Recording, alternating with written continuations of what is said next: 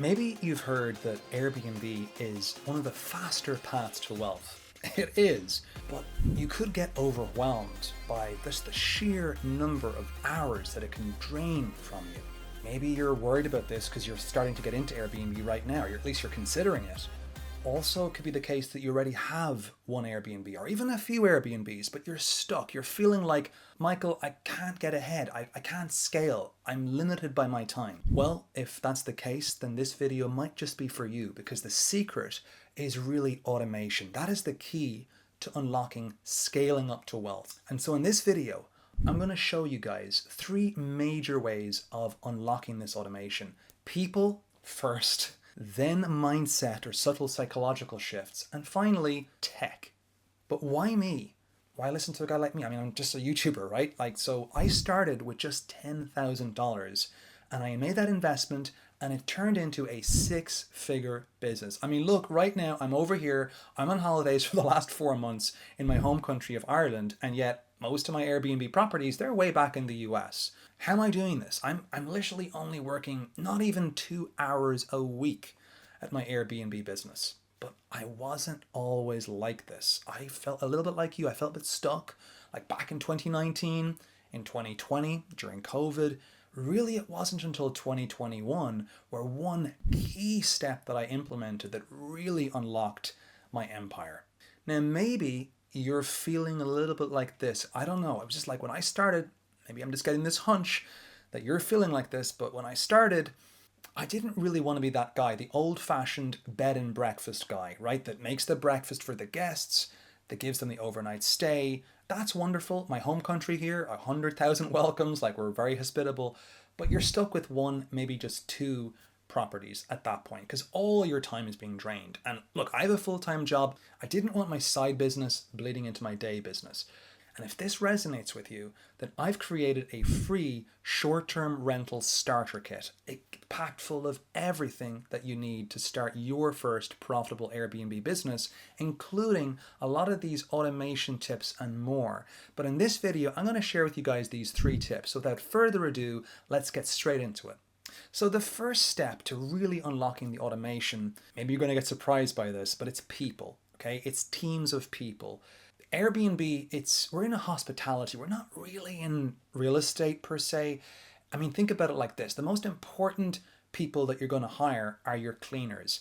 They are literally the vanguard or the front line that touches the guest, between the guest and you. When a guest wants to stay in an Airbnb, they don't want to show up and there's hairs on the pillow, the sheets aren't particularly clean, there's not enough toilet roll, things like that.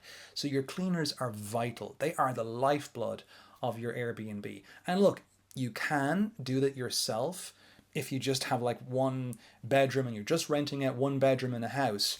But we're not in it for that, right? We're in it to expand. We've got more ambition. If we want to expand having large Airbnbs or multiple Airbnbs, you're not going to be able to clean them all yourself. Otherwise, it becomes a full-time job and your time is worth more. So finding really good cleaners, very important. They are your number 1 team.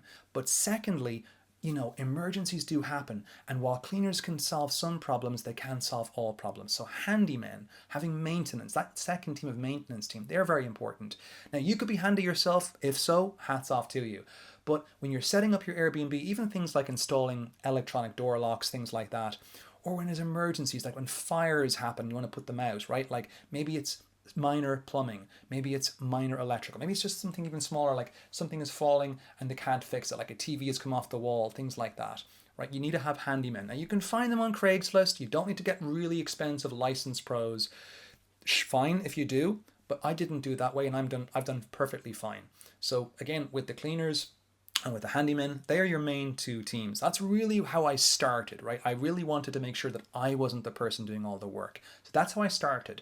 Now, eventually, and I kind of skipped this stage initially, I kind of came back to it later, but after a while, messaging starts to get tiring and also coordination, right? So you could think about getting virtual assistants, almost like a virtual front desk.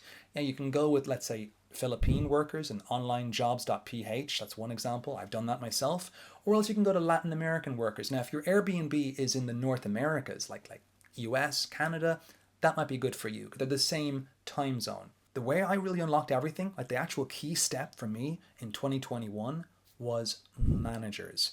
At some point, your virtual assistants or your cleaners, they can't really grow beyond a certain point, right? There's certain things like maybe being more creative, working things out, like, oh, I got to call a plumber, I got to call an electrician, even quality control, right? Like checking in on your cleaners, checking in on the place after a while, right? Because when the cats are away, the mice come out to play. So managers, very important. But I wouldn't suggest doing it too early because that could destroy your business, right? You really need to know how well it works. You really need to know what you like as well. So get to know your business for a while, and then, unless you're like really risk loving, then and only then bring in managers. And that's what I did in 2021. And that's really what catapulted me into multiple properties and was able to allow me to bring my time back so that I could really scale. Managers, managers, managers.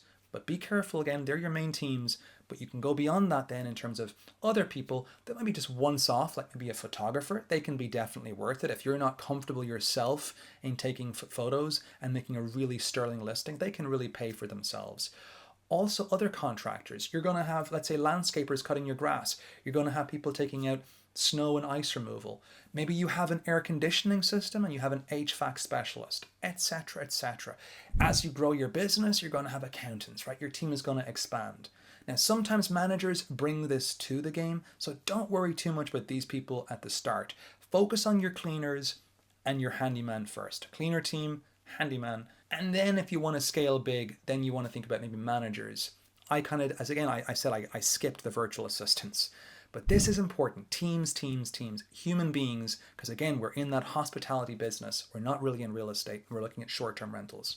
So a second way of automation is mindset. Mindset is really more psychological. And the first thing is having a system. This can take time, but it's definitely well worth the juice.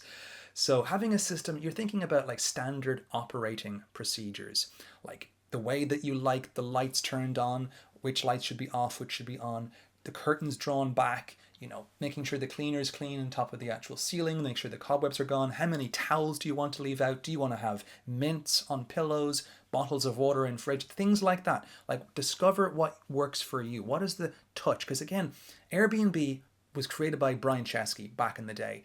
And the idea was an air mattress, right? And it was a little different. Like we're a little more personal because, hotels are impersonal. Airbnbs allow you to personalize it. So when someone is staying, it feels like they're staying with a local.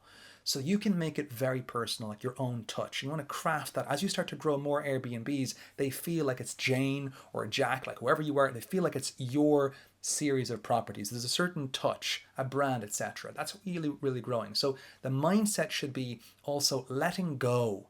Right? That was the key thing for me. Let go.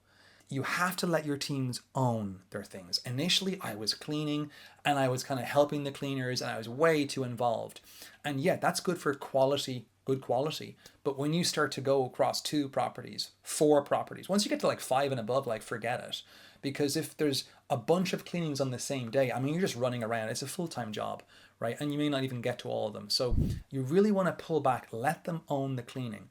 Now you do need to check up from time to time, but again, I know that you might think as well, look, this is true for me. I'm smiling right now because my background as an academic, we're kind of perfectionists. We're making sure that our code is good, our data is good, that the writing is perfect. And, when I was doing Airbnb, like I was having my swan fold and my towels and I was making sure the curtains were so put away in a certain way. I had the sheets were ironed. Everything was just so. And the only person that's going to care about your business as much as you do is you, right? Like you care the most about your business. Sure, but you have to let go. Do you think that Jeff Bezos from Amazon or Bill Gates from Microsoft, do you think that they're cleaning their buildings? They're meeting people coming into the front office? Absolutely not, right? It's all about letting go and letting others own their processes. Now, sure, if they're not living up to expectations over time, then you do have to let them go at some point, right? You have to watch that, you have to manage. But just make sure that you don't let perfect become the enemy of the good. That was something that really took me time to kind of get used to, right? A 5.0 or superhost status is great. And you can do that when you've got, let's say, one room in a house. You're living in a house, you're renting out one room, and you're doing everything. Sure, you can maintain it. Stressful, superhost status.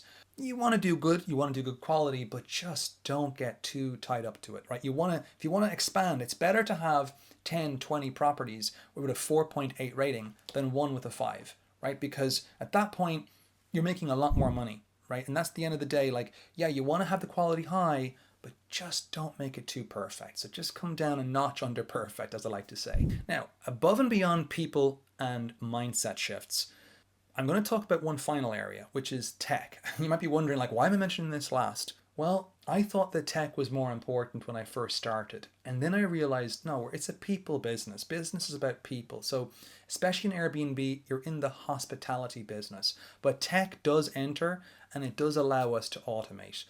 And the biggest game changer for me when I first started was electronic door locks with Wi-Fi access. So things that allow you not to have to show up to the property and hand the tenant or the guest a key. So having a code that's automatically generated when the actual guest books on Airbnb or VRBO, wherever it is, it gets sent to them. It's a different code for each guest, and it stops as soon as they have to check out, their checkout time. So if they come back later, they can't get back in. And it only starts after their check-in time. So they can't check in early unless you configure the system. So electronic door locks were the biggest game changer when I first was just wetting my toes and considering getting into Airbnb. They really help. So much so that I've actually now installed e-locks on pretty much all my properties, even ones I'm not renting out, just because, you might forget your keys. It's so much easier with the locks, but also have redundancies. Have a lockbox with keys somewhere outside, somewhere nearby, just in case. Maybe the batteries go. Maybe the Wi-Fi is down. There's another way of getting in. Having messages too, like pre-template messages, that just saves time. Wi-Fi codes, distance to the house, directions to the house, the guidebook, check-in information, where to find extra sheets, things like that. Just helpful things. You'll notice this over time, so you don't have to have it right from day one, but you'll notice this over time. Like, what are some common questions that guests keep asking? Have them pre-written in, let's say, the apps. You can also have your guidebook. It's a little bit different than an online dating. Like, you don't want to share everything there, but with the Airbnb, you do want to share everything. You want to fill everything out. You want to have all the information, like the distance to the local amenities, the distance to the airport, etc. The cost of parking. Everything should be in the guide file. Even the Wi-Fi code, how to use it. There's something special about how you use your heating system. The whole 9 yards. Also, smart devices are very helpful. So things like, for me, I used to use these Wi-Fi plugs that allowed me to turn on and turn off lights when there was a free gap for a few days.